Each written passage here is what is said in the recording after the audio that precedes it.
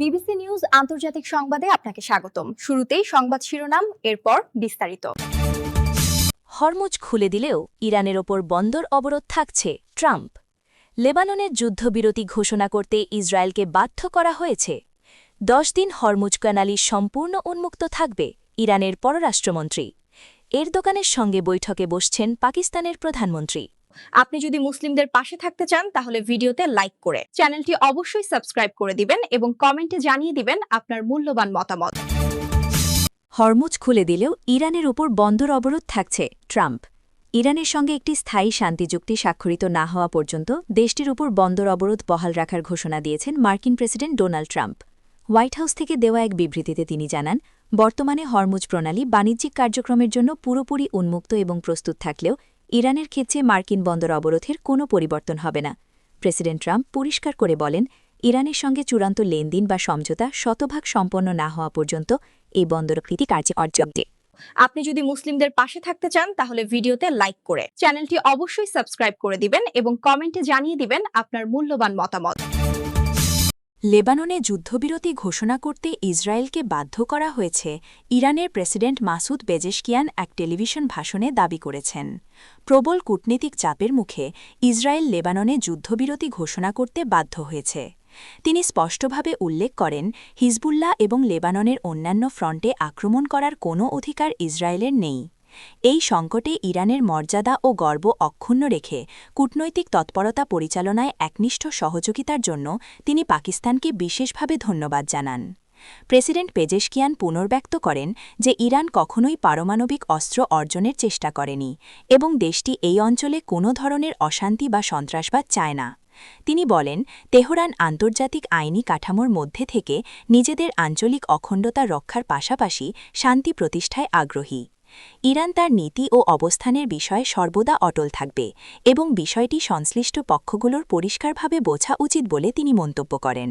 আপনি যদি মুসলিমদের পাশে থাকতে চান তাহলে ভিডিওতে লাইক করে চ্যানেলটি অবশ্যই সাবস্ক্রাইব করে দিবেন এবং কমেন্টে জানিয়ে দিবেন আপনার মূল্যবান মতামত।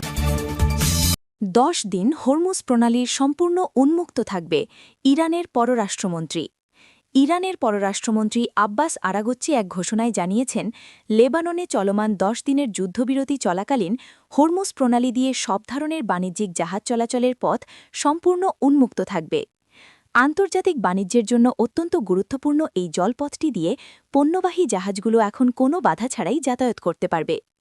আরাগচ্চি নিশ্চিত করেছেন যে সাময়িক এই যুদ্ধবিরতির সময়কালে নৌ চলাচলের নিরাপত্তা ও অবাধ প্রবাহ বজায় রাখতে ইরান প্রতিশ্রুতিবদ্ধ।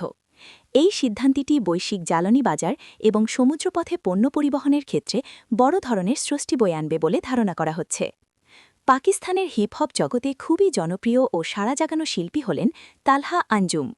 দেশটির জনপ্রিয় মিউজিক স্ট্রিমিং প্ল্যাটফর্ম স্পটিফাইয়ের সাম্প্রতিক প্রকাশিত 5 বছরের রিওয়াইন্ড তালিকায় টানা পঞ্চমবারের মতো শীর্ষে অবস্থান করছেন এই তরুণ গায়ক। সম্প্রতি স্পটিফাই পাকিস্তান তাদের ইনস্টাগ্রাম পোস্টের শীর্ষ শিল্পীদের তালিকা প্রকাশ করে। সেখানে তালহা আঞ্জুমের পর রয়েছেন আতিফ আসলাম, উমায়ের, হাসান রহিম, নুসরাত ফতেহা আলী খান, তালহা ইউনুস, রাহাত ফতেহা আলী খান, আব্দুল হান্নান, মানু এবং আসিম আজহার। ইয়াং স্টানার্স ব্যান্ডের একজন সদস্য হিসেবে তালহা ইউনুসের সঙ্গে দীর্ঘদিন ধরে কাজ করে আসছেন আঞ্জুম। তার গানে তীক্ষ্ণ কথনশৈলীর পাশাপাশি পরিচয়, উচ্চাকাঙ্ক্ষা ও সামাজিক বাস্তবতার প্রতিফলন দেখা যায়। গুমান, আফসানায়, বাজ, ডাউনার্স অ্যাট ডাস্ক এবং লাম এই ধরনের গান তাকে ব্যাপক জনপ্রিয়তা এনে দিয়েছে। চলতি বছর তিনি 2 AM ইন লন্ডন শিরোনামে নতুন একটি সিঙ্গেলও প্রকাশ করেন। আপনি যদি মুসলিমদের পাশে থাকতে চান তাহলে ভিডিওতে লাইক করে চ্যানেলটি অবশ্যই সাবস্ক্রাইব করে দিবেন এবং কমেন্টে জানিয়ে দিবেন আপনার মূল্যবান মতামত। এরদোগানের সঙ্গে বৈঠকে বসছেন পাকিস্তানের প্রধানমন্ত্রী। তুরস্কের আন্টালিয়ায় আয়োজিত আন্টালিয়া ডিপ্লোমেসি ফোরামে যোগ দিতে পৌঁছেই দেশটির পররাষ্ট্রমন্ত্রী হাকান ফিদানের সাথে এক গুরুত্বপূর্ণ বৈঠকে মিলিত হয়েছেন পাকিস্তানের প্রধানমন্ত্রী শাহবাজ শরীফ।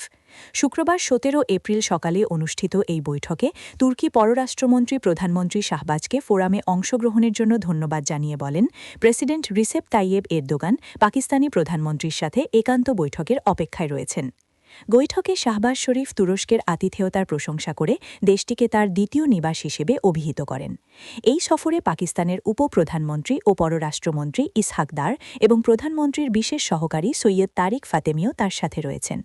ফোরামের সাইডলাইনে পাকিস্তানের উপপ্রধানমন্ত্রী ইসহাক দার বেশ কয়েকজন বিশ্ব নেতা ও পররাষ্ট্রমন্ত্রীর সাথে সিরিজ বৈঠক করেছেন। তিনি বসনিয়া ও হার্জেগোভিনার পররাষ্ট্রমন্ত্রী এলমেদিন কোনাকোভিচের সাথে সাক্ষাৎ করে দুই দেশের ঐতিহাসিক ভ্রাতৃত্বপূর্ণ সম্পর্ক পুনঃনিশ্চিত করেন। এছাড়া বাংলাদেশের পররাষ্ট্রমন্ত্রী ড খলিলুর রহমানের সাথে এক বৈঠকে ইসহাক দার দুই দেশের দ্বিপাক্ষিক সম্পর্ক শক্তিশালীকরণ এবং আঞ্চলিক উন্নয়নে পাকিস্তানের গঠনমূলক ভূমিকা নিয়ে আলোচনা করেন।